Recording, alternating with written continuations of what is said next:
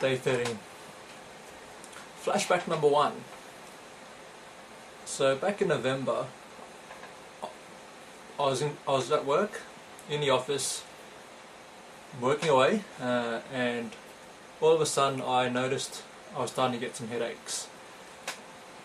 In addition to the headaches, I was losing my vision. Well, things were starting to get really blurry.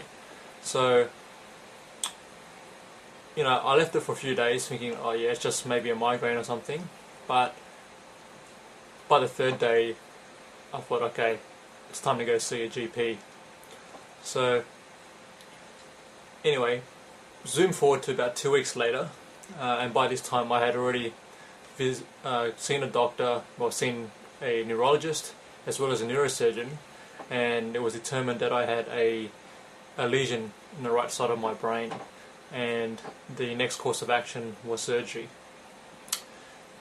So the week before Christmas, I was admitted to hospital, and the day following that, the surgery was performed.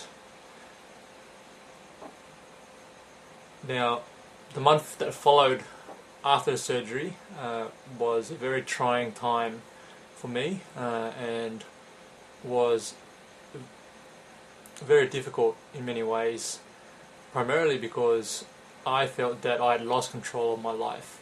That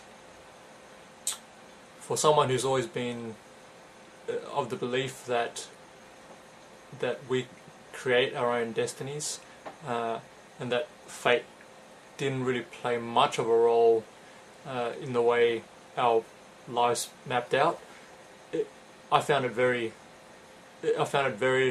I guess, hard to deal with. And it was also a challenge seeing all my friends and everybody else, living life as per normal, but I was confined to a hospital bed in the neurology ward of the hospital. But at that point in time, something happened. When you have a lot of hours just staring at a wall, it also allows you to think, which was a definite plus in being in that situation. But I started then to question the reasons as to why I was in that situation in the first place. Because up until that point, all the doctors had pretty much said that I was a young, fit person, eating well, exercising, 3 times a week, playing squash. So there really wasn't any reason why I should have been in there. What actually happened after they removed the cyst from my brain was that it was determined I had a disease or a bacterial infection. And so it was pretty much a mystery. No one, including myself, knew where it came from or why I even had it. Now let's zoom forward to about 3 weeks ago, and the first time I had watched The Secret.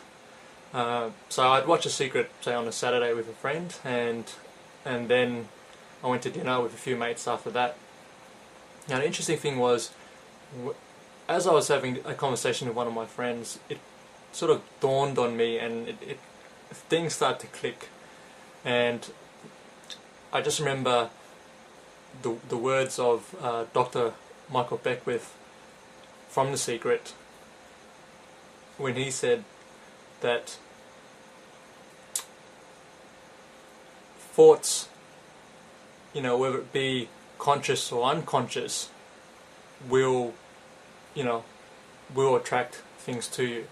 And that sort of triggered something, and I actually distinctly recall, prior to going into hospital and I guess contracting the disease, that I was going through a very stressful time in my life, and I actually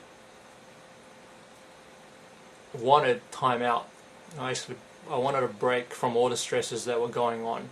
And the thing that the light bulb that sort of clicked was, hey, the disease was a manifestation. and I had asked for a timeout, and that's what the universe had provided me. And so that's why, you know, ever since then I've been on this search to understand more about, you know, creating my own reality and the laws that are out there, and, you know, how spirituality works. And because I've never been a spiritual person prior to the past few weeks, but you know, that was definitely one I guess event that has changed the way I'm living my life now. So just wanted to share that story with you, and another one coming soon.